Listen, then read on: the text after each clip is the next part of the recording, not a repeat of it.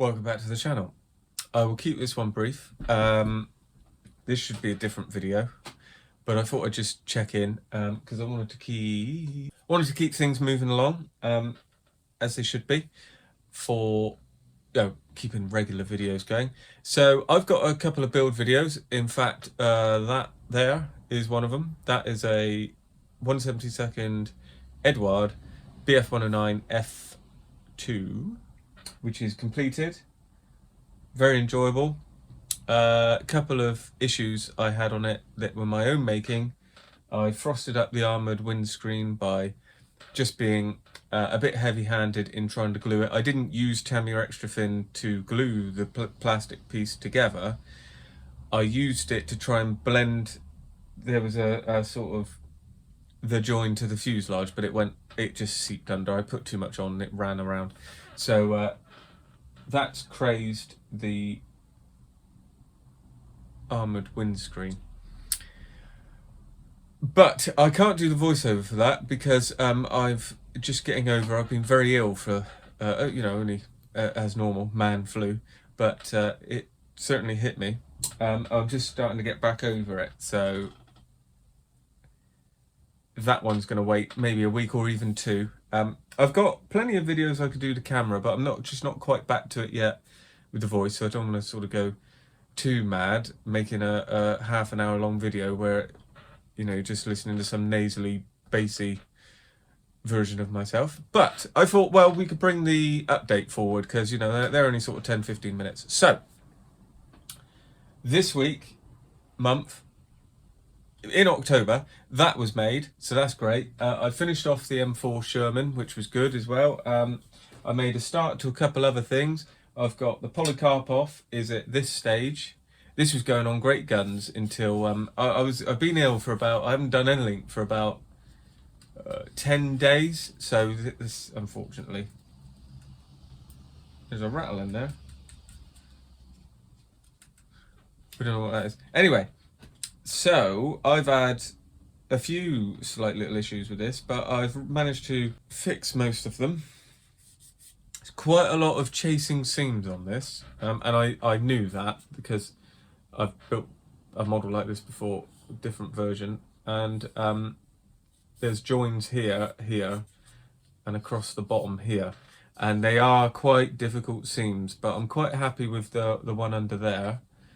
It's here, so I've rescribed in the flaps there, and also down here. So this is Mr. Surfacer Black seam checking, and of course there's the usual seams there. So the wing root isn't up here, it's somewhere in the middle there. But yeah, I'm happy to report that they're all fine, and across the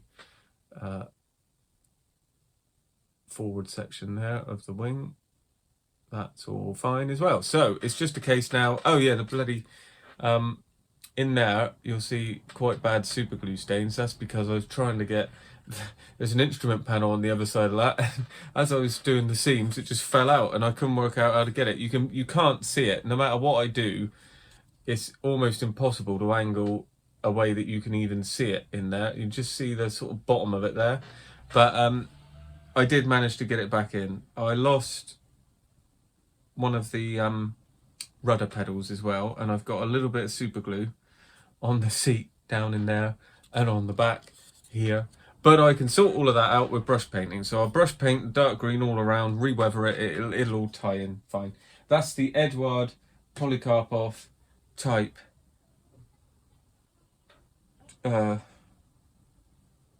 something. Where's the box? I think I've got rid of the lid. Type 24, I think it is. It's a Barbarossa one. That's basically everything that's been going on here. I've got a whole load of stuff that we'll look at in another video.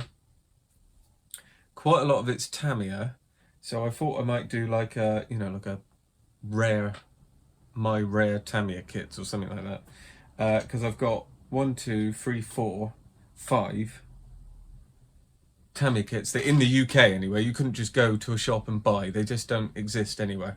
And I've managed to get them by hook or crook. Funny enough, I won't say now, but in the video I'll mention that there's a new place that I found which you wouldn't perhaps think is a place to buy models, and I found two very unusual Tamiya kits on there for great prices, you know, and you can even like barter a little bit. So we'll cross that bridge in the other video. There's another one as well where I bought a kit from AliExpress. Nothing, it's not sponsored or anything like that. I just bought a kit from AliExpress, and that turned up, and that was fine. So we might talk about that experience as well, because I do think you could grab. I think it'd be very useful for most people if they want a Chinese manufactured model like Meng, Border or Ryfield, to go and grab one kit from there. It gets really expensive after you do that, but the initial offers, if they're still on, I got the Border models, Luke's Panzer II. Cool. The Luke's Panzer II, which here in the UK, you know, you do well to get it delivered for 50 quid. Which is unbelievable for a model that really will fit in the palm of your hand. I got the model. I don't know why it's 50 quid. It, you know, it's all right, but it's not, you know. Anyway, I think that was delivered 12 or 13 pounds on AliExpress. And there's nothing wrong with it. It's all in there. Everything's there. So we'll talk about that in yet another video. But what are we going to talk about in this video? Well, I've got a few things here now. I've been trying a few different little things. Look, this is ink. So I've got some inks. This isn't really for modelling. This is more for my Warhammer side of stuff that I like doing. I'm continuing on with that off camera, and whenever I've got something, it will be on camera. In fact, I've got a full build. Actually, I forgot all about that. Forgot all about that. I've got another video I need to voiceover. That's a 2-part video. It's a full build of a Warhammer Space Marine Dreadnought. So that's done, and you know, we can have that out in a couple of weeks. And following off of that quite quickly, there's quite a few things that once I get up and ready will be finished as well. So one of which is this should already be finished. Actually, I had promised myself to not do anything else and just go on and finish this, but this is in the wash stage. I can't have, it's all I can do to really use the Tamiya glue, and I'm not really doing much of that. I'm mainly just sort of cleaning up parts here for half an hour when I can be bothered. So this is enamel wash weathering, and I can't put up with that. But I've done the wings. This was a few weeks ago. They're done. And I know you can't see much, but believe me, it'll all come true in the end. I'm just trying to subtly shade it. I don't want to go nuts on it because it's not worth it, really. The build is fine, but this is a real basic model, and it's a great model. This is the Tamiya Corsair, but I didn't buy it to make a, you know, award-winning model. That's not what I'm interested in. I bought it to see if I could make the decals work, and I sort of did, but they're not great. So I ain't gonna go, you know, then spend the next blooming 6 weeks weathering it to, oh my god, it's you know, the most realistic model ever, but oh yeah, the decals are crap. I just want to get it finished in a nice little scene. I've got a base, which I think I've shown, 3D printed base. So I'm going to push on with that because there's a nice little video. There's some more to take from the video than just how to build a perfect Corsair. So anyway, that's good. I've got, again, once I can pull my finger out, I've got some build reviews coming as well. I've got a couple of kits on the way from the local shop. I picked this up off the success of the 109, which I enjoyed. I went and thought I'd grab this because I like the scheme and I wanted to do the silver one. I could do either of them. I wanted this. When I come back into the hobby around 2015, that channel, Making Models for You, he was doing the PR Spitfire. Now I don't know if it was right then, but it was at that point, and I've always fancied it ever since watching him build. I think he did the 1/72 one, but I think he also had the 1/48 one, and I really wanted that, but I never managed to get it. Of course, at the time, I don't really know it much now, to be honest, but I didn't know a lot about Spitfires at that point, so I just liked it because it was different, a Lake Griffin Spitfire. But this is just, I don't know what's happened in this was okay back along, but it's almost laughable. It's just ridiculous. I don't know what they're thinking. I don't know what point Airfix has, releasing stuff like this. I mean, look at that. What? Look at the panel lines. It's like a toy. It's just absolutely ridiculous. Now, I know this isn't what they've just done.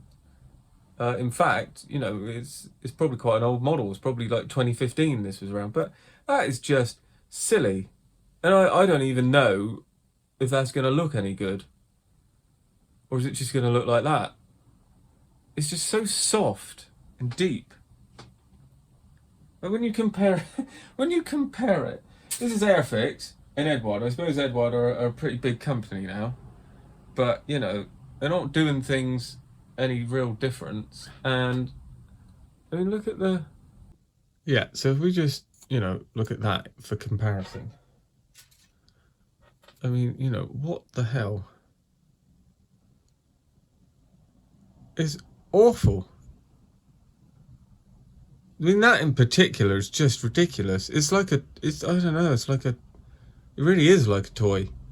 I'm not even talking about the rivets, just compare the panel lines.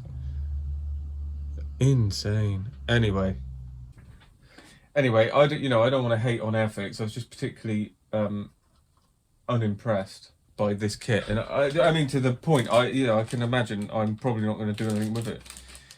I would have rather not bought it, to be honest.